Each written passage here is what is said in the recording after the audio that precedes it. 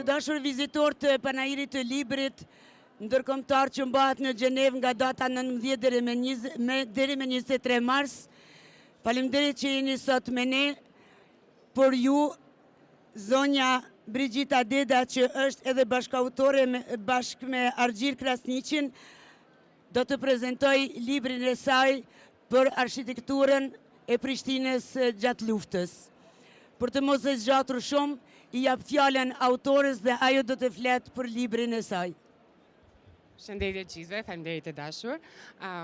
Doja fillimisht të falenderoj Alizës Bookstore që na ka dhënë mbështetje që ne të prezantojmë librin edhe në panarinë e librit në Bruksel, ku ka qenë e ftuar bashkautorja, mikesha edhe kolegja ime Argjir Krasniqi, dhe sot këtu në Gjenevë. Është pak përgjithësi të flas mbas emrave që janë të njohur për publikun, po shumë shkurtimisht unë do të tregoj për librin. Libri është një holumtim që kemi bërë në duke gjurmuar hapësirat, ndërtesat të cilat kanë përjetuar luftën, ngjarje të luftës gjatë viteve 90 në Prishtinë. Ne me profesion jemi arkitekte, kështu që libri ka një karakter, po themi, narrativ. Kemi dashur të krijojmë një narracion se si zhvillohej jeta e përditshme, një cikël jetësor të jetës gjatë luftës. Siç ju mund ta dini, në fund të viteve 80 dhe gjatë viteve 90 deri në eventualisht fillimin e luftës në Kosovë, popullata shqiptare është përjashtuar nga jeta publike, është privuar nga e drejta për të mësuar në gjuhën shqipe, nga marrja e mjekimit, e shërbimit mjekësor, është privuar nga e drejta për të informuar në gjuhën shqipe, edhe për qenë pjesëmarrës aktiv I jetës publike.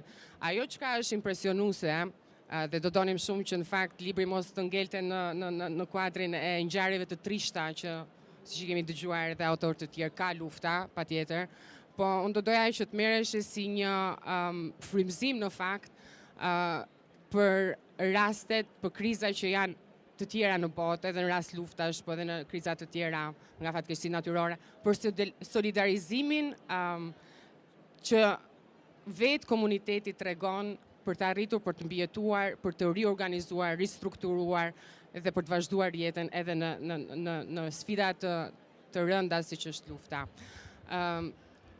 Në ciklin e gjithë këtyre ndërtesave, ne kemi përzgjedhur 15 ndërtesa, secila nga ato përfaqëson një episod të jetës, që nga lindja deri në ndrimin e jetës, deri në vrasjen në këtë rast. Për ta ilustruar është materniteti. Janë disa objekte që në fakt janë në Prishtinë, po edhe ata që jetojnë në Prishtinë nuk I dinë, se janë të kamufluara, nuk janë treguar historitë. Është materniteti Nën Tereza, I quajtur, që ruhet ende sot si një muze I hapur, I ka të gjitha pajisjet, mund të shikoni, shtretrit, ku kanë lindur rreth 13 fëmijë. Pastaj janë shtëpitë shkolla, për këto mund të keni dëgjuar, një shumë e rëndësishme në Prishtinë është shkolla Hertica. Po do gjeni gjithashtu edhe vende ku kanë krijuar, ku janë takuar, janë dashuruar, janë arratisur edhe siç është stacioni I trenit. Kështu që është ka qenë një rrugtim shumë I rëndë, ka pasur një ngarkesë emocionale, psikologjike, por gjithashtu ka qenë edhe një rrugtim frymëzues, të takosh njerëz, të marrësh, ta pasurosh librin me rrëfime personale, sepse ne kemi inkuadruar rrëfimet nga njerëz që I takonim dhe dinin, kishin qenë dëshmitar të këtyre përjetimeve. Dhe ka qenë shumë frymëzuese për të treguar se sa rezilient, sa çfarë aftësie ka një popull në fakt për të mbijetuar edhe për të vazhduar jetën. Është e rëndësishme të kuptojmë ndërthurjen që ka hapësira fizike, në këtë rast ndërtesat, me përjetimet, me kujtesën kolektive. Sepse ne jetojmë në një qytet, po në fakt shpeshherë nuk e njohim, po qyteti e ka një shpirt, e ka një histori, I ka shtrezimet e veta që ka kaluar në periudhat ndryshme, edhe në thelb qyteti janë njerëzit. Kështu që është e pandashme kjo hapësira.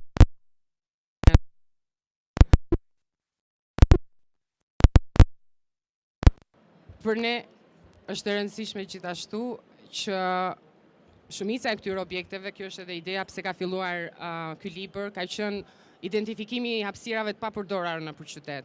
Emëruesi i përbashkët që këto ishin që në fakt i përkisnin periudhës së luftës. Pra ka shumë objekte vakante, boshe që nuk shfrytëzohen sot në Prishtinë. Dhe qëllimi jonë është në fakt që t'i shërojmë këto hapësira, edhe të mundohemi që t'i kthejmë në dobi të komunitetit për nevoja që ka sot.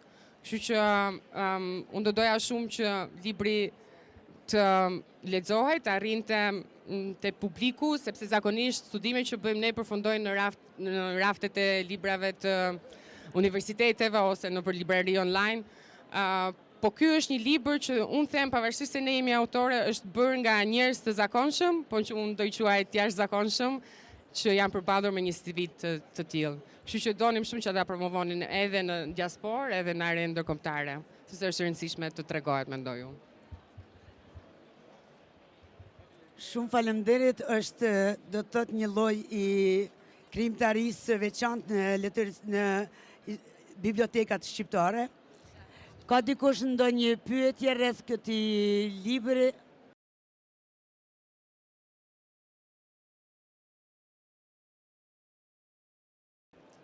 Atëherë, ata që nuk e kanë parë librin, uroj që ta gjeni, ta merrni këtu. E kemi ble, po përveç atë autorën, so punohet në aspektin ligjor për me mbrojtë këto. Faleminderit shumë që cekët, sepse harroj edhe mendoj që njerëzit i dinë këto. Në fushën e trashëgimisë kulturore, po themi, ekziston një nocion se si kategorizohen, si klasifikohen si pasuri kulturore. Ajo që kemi arritur është që përveç shtëpisë shkolla Hartizë që është pjesë e listës përkohshme trashëgimisë mbrojtur, kemi arritur të listojmë edhe maternitetin Nën Tereza si trashëgimi kulturore, mbrojtjet përkohshme në Kosovë.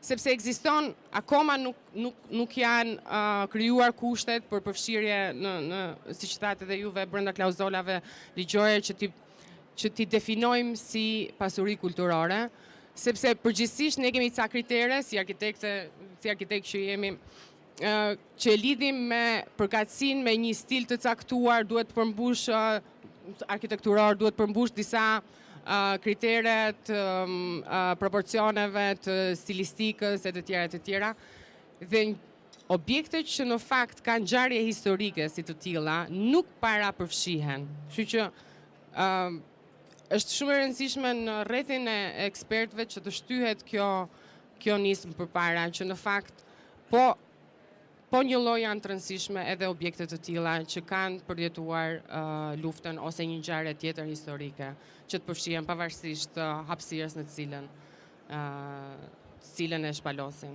po themi. Zonja Deda, shumë faleminderit. Uroj që të ritakohemi sërish vitin e ardhshëm, ndoshta me një vepër tjetër për Prizrenin apo Tiranën. Sidoqoftë, faleminderit shumë dhe ju dëshiroj shumë suksese në të ardhmen. Ishte kënaqësi, faleminderit shumë. Faleminderit.